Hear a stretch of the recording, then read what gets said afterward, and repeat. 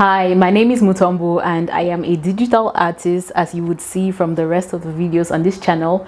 But today I want to bring you a review of the Airpods Pro. So I got a pair of AirPods 2 weeks ago, and if you haven't seen the unboxing video, I'm going to have it linked up here.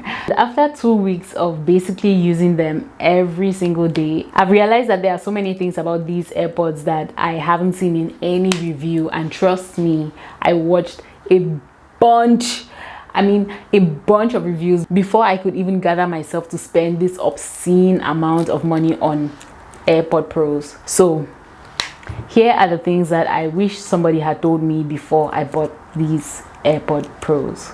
Okay, so the first thing you need to understand is that I am an Android user. I use a Samsung S7 Edge. I am also a Windows user. My laptop is an HP Envy laptop, and the only Apple device that I have is my iPad. So this review is coming from a very mixed perspective. I have used the AirPods with my iPad as well as with all my other devices. And to answer your question from the get-go, yes, you can use the noise cancelling features as well as the transparency mode on any device that you connect these AirPods to. Speaking of active noise cancelling, if you have never tried ANC before and you go and watch all these AirPods Pro reviews, I just beg you right now, jump off that cloud, come back to earth and manage your expectations. First, you need to understand how active noise cancelling works, or what it does. Basically, these AirPods have a microphone on the outside which capture the noise in your environment, and the ANC unit within the AirPods receive that noise and generate an anti-noise signal. That anti-noise signal is then added to the noise that is supposed to reach your ears. The result of this addition is supposed to be zero noise. That is, the anti-noise signals cancels out the noise, hence noise cancelling. If you read about the technology behind it, you'll see that ANC works best for white noise. Hi people, I currently have my Bluetooth earphones. Sorry, my AirPods. Yeah, I forgot I leveled up. I have my AirPods in, and I feel like this is the perfect situation that I can use to demonstrate how the active noise cancelling works, because I live in student accommodation and right now there is a bit of a party going on outside. This particular reason is the exact reason why I bought noise cancelling headphones, because when you live in student accommodation, it's always going to be noisy, especially when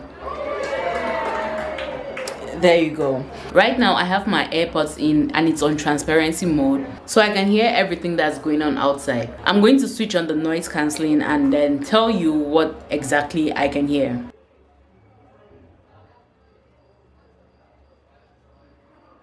Okay, I can almost not hear anything. Of course I can hear myself talking. When I do that, I can hear that, but it sounds like it's coming from a distance, and I don't hear any music at all. I hear laughing. I just heard somebody laugh with a very high pitch.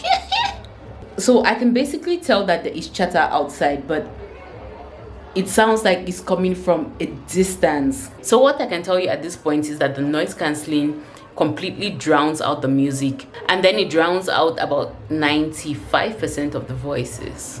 I know that people are talking outside. I can hear them. It's more like a buzz. It's faint. It's very faint. So that said, it is important to understand that these are not as immersive as people have explained it to be, at least not in my experience. For some reason, I just imagined that I would be completely oblivious to everything that's happening around me. I wouldn't hear anybody talking, and I would only be able to listen to the sound that is coming out of these earphones.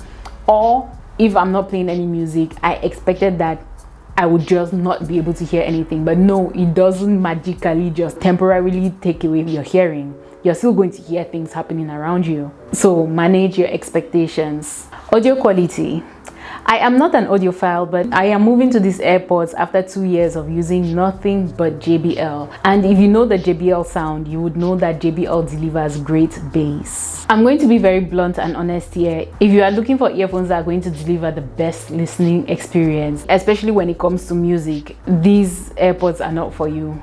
In fact, these are a pair of wired JBL earphones, and the sound that I get from these is much more enjoyable than the sound that I get from these AirPods, which are about 20 times more expensive. But that is not to say the sound quality is not good. It is actually just good enough for you to not have any actual complaints about it. My phone calls sound fine, my music sounds fine. It's just that I am used to the JBL sound and I really love that bass. I'm sorry, I have to interject again. I'm glad that I waited about a month to post this video because so many things have changed over the past 1 month in my experience. I don't know if it's the particular set of earphones that I got, but I can't use it on Windows or Android without it randomly just disconnecting. Like, when I look at the device, it shows that the music or whatever I was listening to is still playing, but there's no sound coming out of the earphones or the AirPods. I'm literally studying and just listening to my classical music, and then it would suddenly just stop. It doesn't randomly disconnect like that when I'm using it on my Apple device,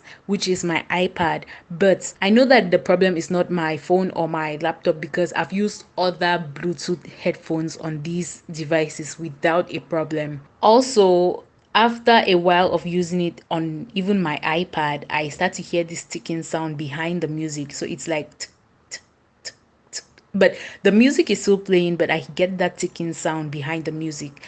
That too is annoying. Comfort.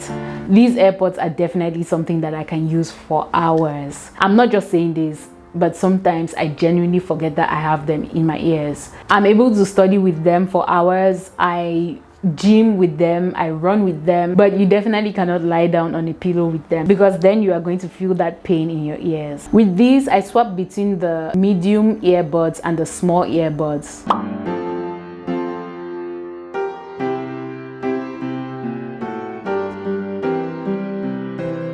The AirPods give me about 3 hours of listening time before they start gently beeping to signal low battery, which would be around 10 to 15%. The case is able to charge the AirPods 5 times before the case itself needs a charge. It takes about 30 minutes for the case to charge my AirPods from about 10%. I've never actually depleted them to 0. I always just go down to 5-10% and then I put them on charge. So it takes about 30 minutes for the case to charge it from about 5-10% to 100%, and for the case itself it takes about 2 hours to charge the case from 5% to 100%. You can use that information to determine how often you would need to charge your AirPods case, because some people say every other day, but if you are like me who wants to get, you know, every cent back from this investment and use it all the time, you would probably need to charge it every day. So let's talk about convenience. It is no secret that AirPods were made for Apple users, not for some of us who, I don't know, probably can't afford the entire ecosystem. The perks that are associated with using AirPods are mostly going to be enjoyed by those who use Apple devices. For example, your AirPods switching seamlessly between your devices. I don't experience that. If I'm using my AirPods with my phone, every time that I need to use it with my laptop, I need to actually manually go into my Bluetooth settings and click connect to AirPods Pro. I don't need to pair again. It remembers the AirPods, but I need to go through that process. It's a bit more intuitive with the phone because as soon as I turn on my Bluetooth on my phone and I open the AirPods beside the phone, it automatically picks it up without me having to go in and manually connect. But for my laptop, every single time I need to go in and connect. I don't know if it is that seamless with my phone because I've downloaded this app called Assistant Trigger, which helps with displaying the battery life and just information concerning the AirPods, or if it's just because, you know, the phone is generally a more intuitive device. When I connect my AirPods to my iPad, I'm able to see all the information about the AirPods, the battery level of the case, the battery level of the AirPods, each individual AirPod, and I'm also able to control the mode, whether it is noise cancelling, normal mode, or transparency mode. But I absolutely cannot do that on my laptop unless there is an app that I need to download, which, to be honest, I'm not going to go through the trouble of downloading an app just to connect. But like I said before, I did download this app called Assistant Trigger on my phone, and it literally just mimics the way the AirPods information shows up on the Apple devices on my phone.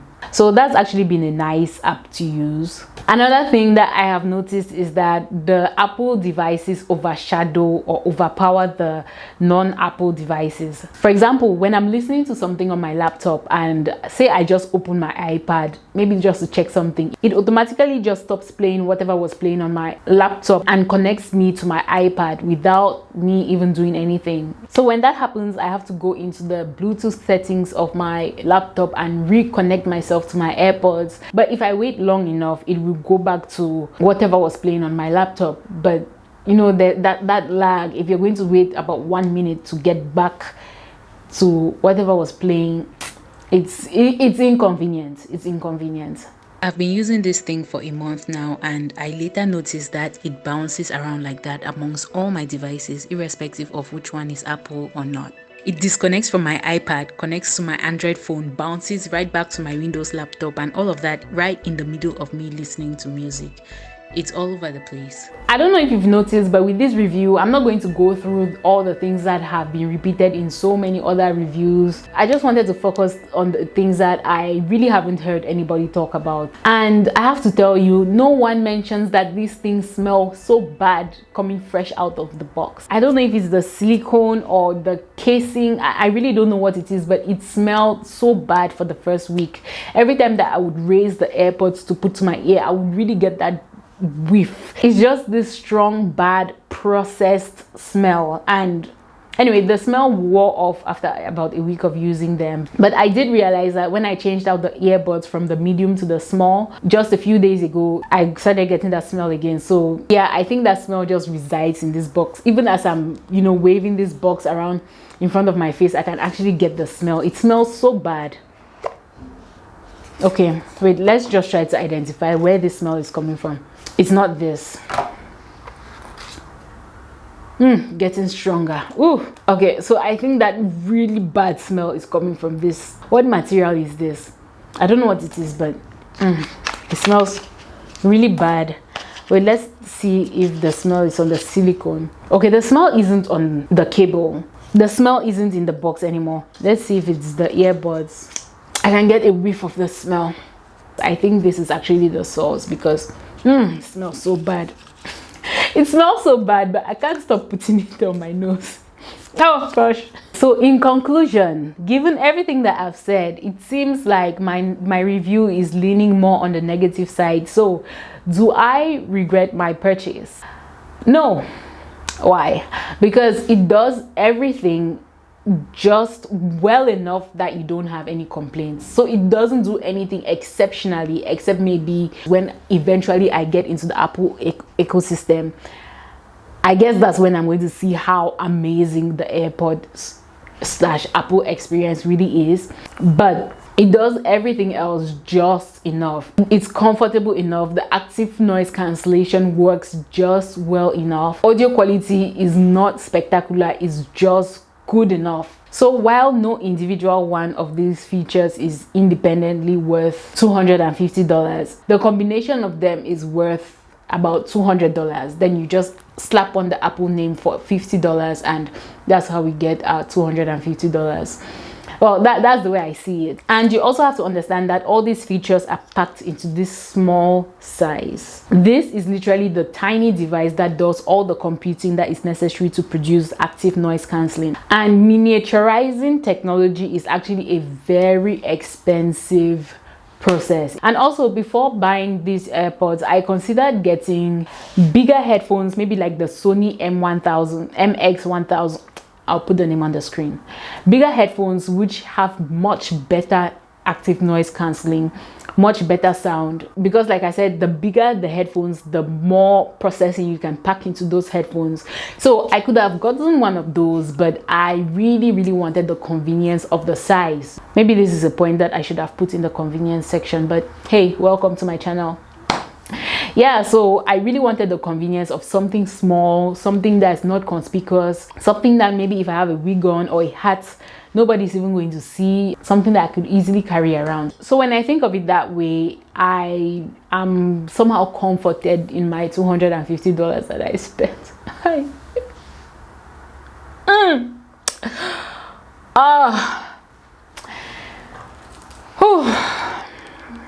I hope this video was helpful for you. I hope this helped put things into perspective for you regarding this, very expensive earphones. And if you like this video or found it helpful, please subscribe. On this channel we are focused on art and tech, so if any of those things interest you, please subscribe, give this video a thumbs up, and I'll see you in the next video.